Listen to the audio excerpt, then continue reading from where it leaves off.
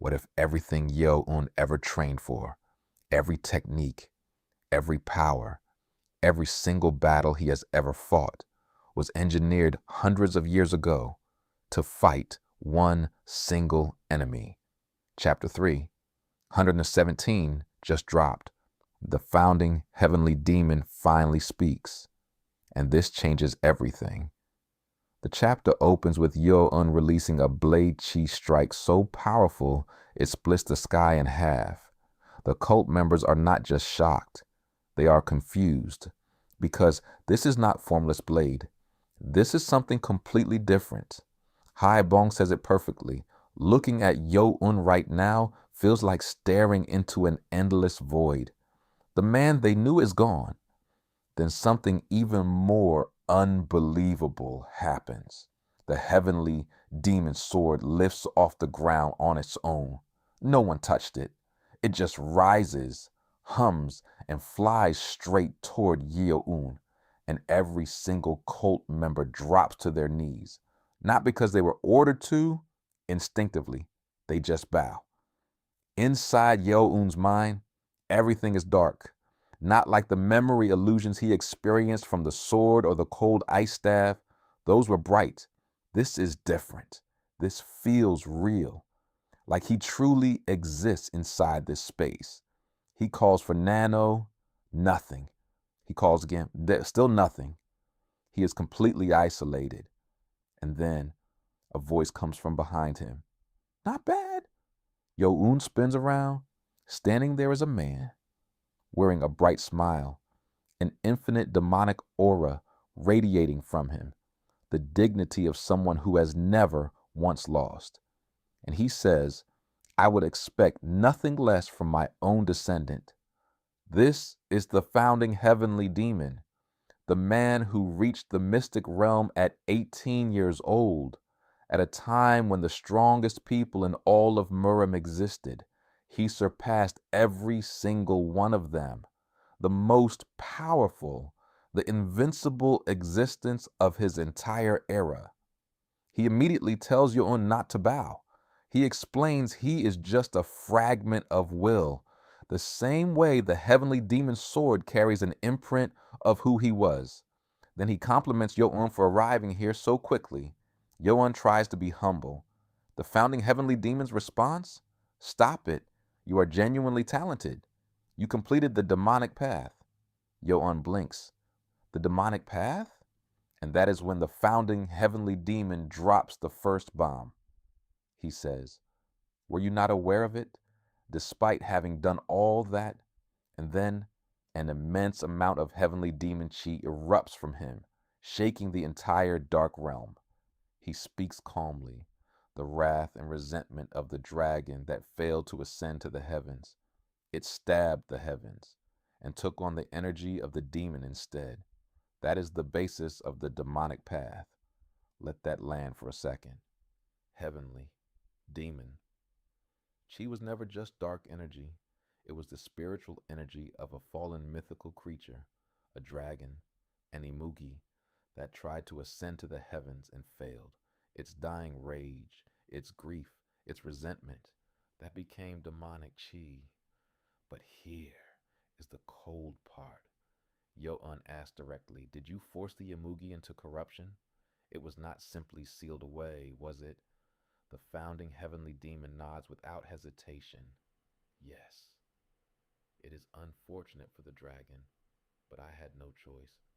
This man deliberately corrupted a god-level creature on purpose to build a weapon.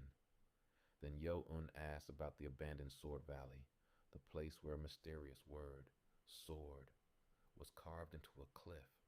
The founding heavenly demon wrote that himself. And yes, he fought the supreme saber god there. Now remember, the supreme saber god is one of the biggest threats to Yeo-Un in the entire series right now. So what does the founding heavenly demon think of him? He was not particularly skilled compared to his techniques at that time. He had merely begun to understand the concept of chi. He just called one of Murim's greatest legends a beginner. He also confirms he stabbed the supreme saber god through the head and thought he killed him. The reason he survived? Almost certainly an essence core, which means he has been absorbing power for potentially hundreds of years. The version Yeo-Un is fighting now is incomparably stronger than what the founding heavenly demon once faced. Now, we get to the core of this chapter. The founding heavenly demon tells Yeo-Un about a prophecy. Long ago, a prophet came to him and said this: in the far future, the divine cult will face a great threat. An immortal will bring the entirety of Murim to ruin. He admits he was skeptical at first. Immortality should not be possible. A human life is limited no matter what martial realm they reach. But he took it seriously enough to research it. He went through countless ancient records, and he found the answer. Absorbing the spiritual energy of all five sacred beings can grant immortality. So he prepared three measures. The first, prevent anyone from obtaining the five essence cores. Problem, sacred creatures just keep being reborn. The cycle never ends. This measure alone was not enough.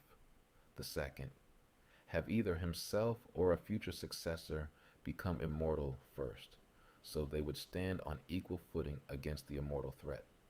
And here comes the best moment of this entire chapter. Yeo-Un mentions that the historical records say the founding heavenly demon already ascended to immortality. He quotes directly: as the year drew to an end, the heavenly demon achieved Tao through martial arts and ascended to immortality. The founding heavenly demon's reaction? I did that? That's good. Completely unbothered. Did not care even slightly. Absolute final boss energy. Now, the third measure. The founding heavenly demon did not just want to match the immortal. He wanted to kill it. To prove there is no such thing as absolute immortality. He believed that if he could find a way to stop mythical creatures from healing themselves, he could kill them too. He studied martial arts, Buddhist teachings, Taoist knowledge, and he found an important truth. Mythical creatures are born from divine spiritual power existing between heaven and earth. Yeo-Un immediately understands, to resist divine spiritual power, you need its direct opposite. The founding heavenly demon smiles. And what would that be? Demonic chi. That was the beginning of the demonic path. Think about what this means. Every technique Yeo-Un has ever trained in, every power he has built, the entire heavenly demon divine cult, hundreds of years of demonic martial arts tradition, all of it was engineered from the very beginning as a weapon to kill an immortal. Yeo-Un is not just the 24th leader. He is the completion of a plan that is centuries old. The series is approaching its end. The novel has 340 chapters. The manhwa just hit 317. There are roughly 20 to 30 chapters left. But there is a sequel, Descent of the Demon God. The story is not over. Now I want to know what you think. Is the supreme saber god the immortal from the prophecy?